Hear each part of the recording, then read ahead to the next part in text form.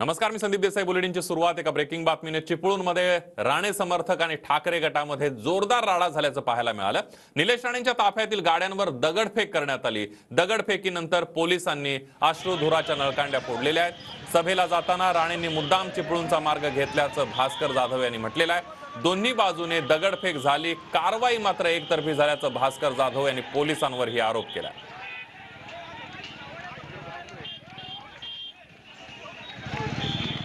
ही दोन दृश्य आपण बघतोय. एकीकडे राणेंच्या ताफ्यातील गाड्यांवर दगडफेक करण्यात आली. काही गाड्यांच्या काचा सुद्धा फुटल्या. ठाकरे गट आणि भास्कर जाधवांचे कार्यकर्ते प्रचंड आक्रमक झाल्याचे पाहायला मिळाले आणि त्यावेळेला दगडफेक झालेली होती. क्षमा मागते, पण आज भास्कर जाधवांनी समस्त महिला भगिनींचा अपमान केलाय, आमच्या मातृत्वाची विटंबना केली. म्हणून पुन्हा पुन्हा हे वाक्य बोलते, भास्कर जाधवांचा धिक्कार असो, धिक्कार असो, भास्कर जाधवांचा धिक्कार असो.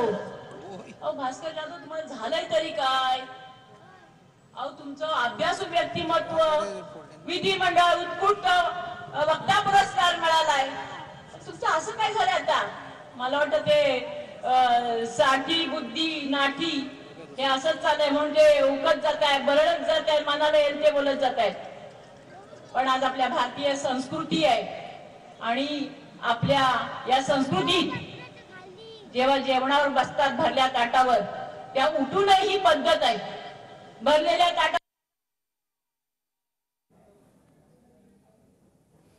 आपण बघतोय निलेश राणेंच्या सभेला सुरुवात झालेली आहे. राड्यानंतर निलेश राणे हे सभास्थळी पोहोचलेत. कार्यकर्त्यांच्या आणि पदाधिकाऱ्यांच्या भाषणांना सुरुवात झालेली आहे.